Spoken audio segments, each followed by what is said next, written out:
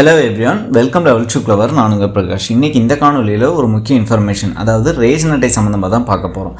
அதாவது நீங்கள் ஒரு ஸ்மார்ட் கார்டு வச்சுருக்கீங்க அப்படிங்கிற பட்சத்தில் அந்த ஸ்மார்ட் கார்டில் உங்களோட மகன் அல்லது மகளுக்கு ஏதாவது திருமணம் ஆயிருந்தது அப்படிங்கிற பட்சத்தில் இப்போது அவங்கள நீங்கள் நீக்கம் செஞ்சுருக்கலாம் அல்லது அவங்க புதிய கார்டுக்கு அப்ளை பண்ணியிருக்கலாம்.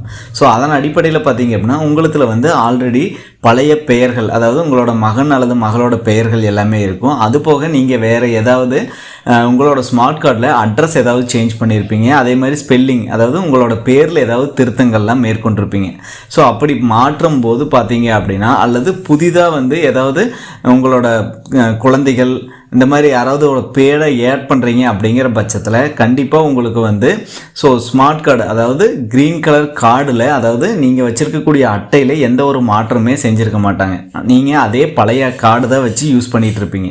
ஆனால் ஆன்லைனில் பார்த்தீங்க அப்படின்னா எல்லாமே சேஞ்சஸ் ஆகிருக்கும். அந்த ஒரு பேப்பரில் உங்களுக்கு உண்டான சேஞ்சஸ் எல்லாமே வந்திருக்கும், கரெக்ஷன் ஆகி. அதன் அடிப்படையில் இப்போ அந்த மாதிரி நீங்கள் பேப்பர் மட்டும் வச்சுட்டு எந்த ப்ரூஃபுக்குமே யூஸ் பண்ண முடியாமல் இருந்துகிட்ருப்பீங்க. கண்டிப்பாக நீங்கள் இந்த ஸ்மார்ட் கார்டை ஆன்லைன் மூலமாகவே நம்ம அப்ளை பண்ணிக்கலாம். நீங்கள் என்ன விதமான திருத்தங்கள் மேற்கொண்டிருந்தாலும் உடனடியாக நீங்கள் அப்ளை பண்ணீங்க அப்படிங்கிற பட்சத்தில் வித்தின் 1 மந்த்துக்குள்ளே பார்த்தீங்க அப்படின்னா உங்களுக்கு அந்த ஸ்மார்ட் கார்டு, புதிய ஸ்மார்ட் கார்டு உங்களுக்கு சேரும். இது எல்லாமே பார்த்தீங்க அப்படின்னா ஆல்ரெடி நீங்கள் ஸ்மார்ட் கார்டு வச்சுருந்தீங்கன்னா டூப்ளிகேட் ஸ்மார்ட் கார்டு, அதாவது டூப்ளிகேட்னே தெரியாது, இன்னொரு டைம் நீங்கள் நகல் மின்னணுக்கு அப்ளை பண்ணிக்கலாம். அதை தான் இந்த காணொலியிலையும் தெரிஞ்சுக்க போகிறோம். ஒருவேளை உங்களோட ஸ்மார்ட் கார்டு ஏதாவது தொலைஞ்சிருச்சு அப்படிங்கிற பட்சத்தில் அந்த ஸ்மார்ட் கார்டை நம்ம ஆல்ரெடி கொடுத்த மொபைல் நம்பர் மூலமாக எடுத்து அதுக்கும் பார்த்திங்கன்னா நகல் மின்னணு அட்டைக்கு, அதாவது ஸ்மார்ட் கார்டுக்கு, ஒரிஜினல் ஸ்மார்ட் கார்டுக்கு நம்ம விண்ணப்பிக்கலாம். இதை எல்லாமே இந்த காணொலியில் நீங்கள் தெரிஞ்சுக்க போகிறீங்க. அது தெரிஞ்சுக்கிறதுக்கு முன்னாடி இது வரைக்கும் நீங்கள் நம்ம சேனலை சப்ஸ்கிரைப் பண்ணாமல் இருந்தீங்கன்னா மறக்காமல் சப்ஸ்கிரைப் பண்ணிடுங்க. சப்ஸ்கிரைப் பண்ணாமல் தான் அப்புறம் ஒரு பயனுள்ள வீடியோ உங்களுக்கு நோட்டிஃபிகேஷன் வரும். வாங்க இன்றைக்கி வீடியோக்குள்ளே போகலாம். நீங்கள் அதுக்கு மொபைல் அல்லது பிசி, லேப்டாப் எந்த யூஸ் ஆனாலும் ஓகே தான். அதில் tnpds.gov.in அப்படிங்கிற இந்த இணையதளத்துக்கு வந்துடுங்க. இந்த இணையதளத்துக்கு வந்ததுமே இதில் பார்த்தீங்கன்னா நிறைய ஆப்ஷன்ஸ் கொடுத்துருப்பாங்க. நீங்களும் இதில் பார்க்கலாம், ஓகேங்களா. இந்த ஆப்ஷன்ஸ் எல்லாம் பார்த்தீங்க அப்படின்னா, புதிதாக நீங்கள் மின்னணு அட்டைக்கு விண்ணப்பிக்கிறீங்கன்னா மின்னணு அட்டை சேவைகள் அப்படின்னு இருக்கும். இதில் நீங்கள் ஃபஸ்ட் ஆப்ஷன் இருக்கும். ஒருவேளை நீங்கள் ஏதாவது கரெக்ஷன்ஸ் மேற்கொள்கிறீங்க அப்படிங்கிற பட்சத்தில் மின்னணு அட்டை தொடர்பான சேவைகள், உறுப்பினரை சேர்க்கிறதா இருக்கட்டும், முகவரி மாற்றதா இருக்கட்டும், குடும்பத் தலைவர் மாற்றம் செய்ய, இந்த மாதிரி நம்ம ஆல்ரெடி சொல்லாமல் விட்டுட்டோம். குடும்பத் தலைவர் சப்போஸ் நீங்கள் மாற்றம் செய்கிறீங்க அப்படிங்கிற பட்சத்தில் குடும்பத் தலைவர் ஒரு ஆண் ஆல்ரெடி இருந்திருப்பாங்க, இப்போ பெண்ணாக மாற்றுறீங்க அப்படிங்கிற பட்சத்தில் அதுக்கு அப்ரூவல் கொடுத்துட்டாங்க, அந்த வட்ட வழங்கல் அதிகாரி அப்ரூவல் கொடுத்துட்டாங்கன்னா உங்களுக்கு அந்த கார்டில் எந்த ஒரு சேஞ்சஸும் தெரியாது. ஆனால் ஆன்லைனில் நீங்கள் எடுக்கிறப்போ கண்டிப்பாக உங்களுக்கு பார்த்திங்கன்னா உள்ளே சேஞ்ச் ஆகிருக்கும். இப்படி இருக்கக்கூடிய இந்த சூழ்நிலையில் இப்போ நம்ம எப்படி நகல் மின்னணு அட்டைக்கு விண்ணப்பிக்கிறது அப்படின்னு பார்க்க போகிறோம். இதுதான் tnpds.gov.in அஃபீஷியல் ஹோம் பேஜ். இதில் நகல் மின்னணு அட்டை அப்படின்னு இருக்கும். நகல் மின்னணு அட்டை விண்ணப்பிக்க அப்படின்னு இருக்குது. அதை ஓகே கொடுத்துருங்க. அதை ஓகே கொடுத்ததும் நீங்கள் ஆல்ரெடி நீங்கள் உங்களோட ஸ்மார்ட் கார்டில் ஒரு மொபைல் நம்பர் கொடுத்துருப்பீங்க. அந்த மொபைல் நம்பர் என்டர் பண்ணி கேப்சா கொடுத்து பதிவு செய் அப்படின்னு கொடுத்தீங்கன்னா ஓடிபி ரிசீவ் ஆகும். அந்த ஓடிபி மூலம் நீங்கள் இதை செஞ்சுக்கலாம், சரிங்களா. நான் இப்போ என்னோடய மொபைல் நம்பர் இங்கே இருக்கக்கூடிய கேப்சா கொடுத்து பதிவு செய்யணும்னு கொடுத்து அதுக்கப்புறம் ஓடிபி வெரிஃபிகேஷன் எல்லாமே கொடுத்துட்றேன். இங்கே பாருங்கள், இப்போது என்னோடய பேஜ் ஓப்பன் ஆகிடுச்சு. இதில் பார்த்தீங்கன்னா வெளியேறு அப்படின்னு இருக்கும், என் விவரம்னு இருக்கும். இப்போ வெளியேறு இந்த மாதிரிலாம் வந்துருச்சுன்னா என் விவரம்னு கண்டிப்பாக நீங்கள் இப்போ லாகின் பண்ணிட்டீங்க அப்படின்னு அர்த்தம். இப்போது இங்கே பாருங்கள், நகல் மின்னணு குடும்ப அட்டைக்கான கட்டண வழிமுறைகள் அப்படின்னு இருக்கும். குடும்ப அட்டை மறுபதிப்புக்கான கட்டண வழிமுறைகள், பணம் செலுத்துவதற்கான தகவல்கள் இங்கே கொடுக்கப்பட்டிருக்கும்.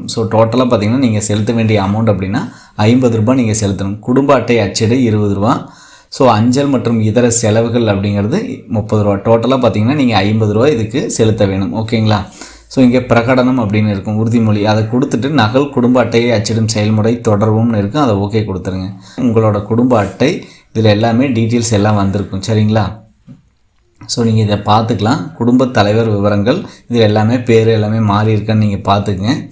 பார்த்துட்டு அப்படியே ட்ராப்டவுன் வரேன். ட்ராப்டவுன் வந்தது இங்கே பாருங்கள், உங்கள் அட்ரஸ் இருக்கும், தமிழ் அண்ட் இங்கிலீஷில் இருக்கும். நீங்கள் அதையும் பார்த்துக்கங்க. உங்களோட பின்கோடு, அதேமாதிரி குடும்ப உறுப்பினர்கள், எல்லாமே டீட்டெயில்ஸ் இதில் வந்திருக்கும். இப்போது அதுக்கும் கீழே நான் அப்படியே ட்ராப்டவுன் வரேன். ட்ராப்டவுன் வந்ததும் இதுக்கான மறுபதிப்பு கோரிக்கை அப்படின்னு இருக்கும். இதில் பார்த்தீங்கன்னா அட்டை தொலைந்ததற்கான அல்லது தவற விட்டதற்கான அட்டை பிறழ்வுகள் அப்படின்னு இருக்கும். அட்டை தொலைந்ததற்கான அல்லது தவற விட்டதற்கான காரணங்கள் அப்படின்னு இருக்கும். அதை ஓகே கொடுத்து காரணம் காரணம் நீங்கள் கொடுத்துருங்க.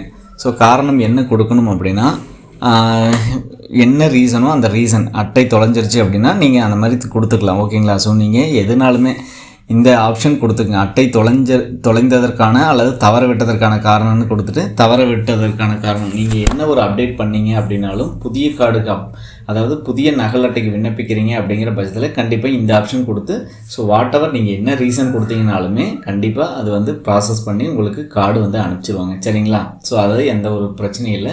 காரணங்கள் ஆனால் நீங்கள் கொடுக்குற மாதிரி இருக்கும். ஓகேங்களா ஃப்ரெண்ட்ஸ்? இங்கே பாருங்கள், நான் மறுபதிப்பு கோரிக்கையில் அட்டை தொலைந்ததற்கான அல்லது தவற விட்டதற்கான காரணம் அப்படின்னு சொல்லிட்டு எங்கள் கவனக்குறைவின் காரணமாக எங்கள் குடும்ப அட்டையை தவற விட்டு விட்டோம், ஆகையால் எங்களுக்கு நகல் மின்னணு அட்டை தருமாறு கேட்டுக்கொள்கிறோம் அப்படின்னு கொடுத்துட்டு இங்கே ஒரு செக் பாக்ஸ் இருக்குது, அதை கொடுத்துட்டு தொடர அப்படின்னு இருக்குது. நீங்கள் தொடர கொடுத்துருங்க.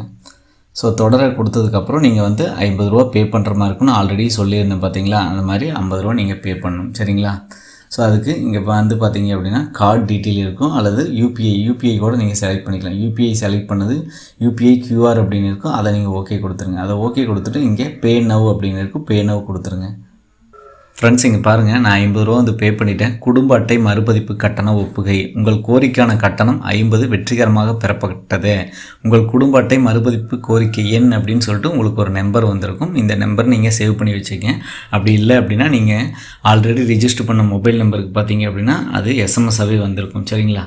ஸோ இப்போ வந்து அடுத்து என்ன பண்ணணும் அப்படின்னா இங்கே இந்த நம்பரை வந்து நீங்கள் சேவ் பண்ணிக்கணும். சரிங்களா? நான் இப்போது இந்த நம்பரை சேவ் பண்ணி காப்பி பண்ணிவிட்டேன். முகப்பிற்கு செல்ல அப்படின்னு இருக்குது, அதை கொடுத்துட்றேன்.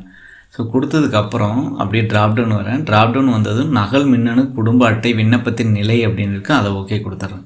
அதை ஓகே கொடுத்து ஆல்ரெடி நமக்கு ஒரு ரெஃபரன்ஸ் நம்பர் வந்திருக்கும், அந்த ரெஃபரன்ஸ் நம்பரை இங்கே என்டர் பண்ணிடுறேன். ஸோ என்டர் பண்ணிவிட்டு பதிவு செய் அப்படின்னு கீழே ஒரு செக் பாக்ஸ் இருக்குது, அதையும் ஓகே கொடுத்துட்றேன். ஓகே கொடுத்து இங்கே பாருங்கள், நம்ம வந்து கொடுத்த மறுபதிப்பு கோரிக்கை எண் கார்டு லாஸ்ட் அல்லது மிஸ்பிளேஸ்டு அப்படின்னு இருக்குது.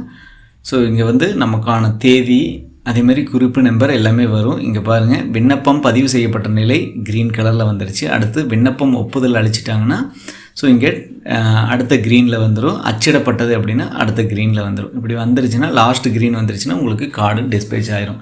இது மேக்ஸிமம் பார்த்தீங்கன்னா இப்போ 1 மந்த்துக்குள்ளேயே உங்களுக்கு வந்து கார்டு வந்து ப்ளேஸ் பண்ணுறதா சொல்லியிருக்காங்க. ஸோ நீங்களும் பார்த்தீங்க அப்படின்னா ஆல்ரெடி குடும்ப அட்டையில் ஏதாவது சம்திங் இஷ்யூஸ் இருக்குது, கரெக்ஷன்லாம் பண்ணியிருக்கீங்க, ஆனால் பழைய அட்டை தான் வச்சுருக்கீங்க அப்படிங்கிற பட்சத்தில் கண்டிப்பாக புதிய அட்டைக்கு இந்த மாதிரி அப்ளை பண்ணிங்க. வெறும் 50 ரூபா மட்டும் செலவு பண்ணி. மற்றொரு காணொலி சந்திக்கும் வரை உங்களிடமிருந்து விடைபெறுவது உங்கள் பிரகாஷ். கடினமாக இருங்கள் மக்களே.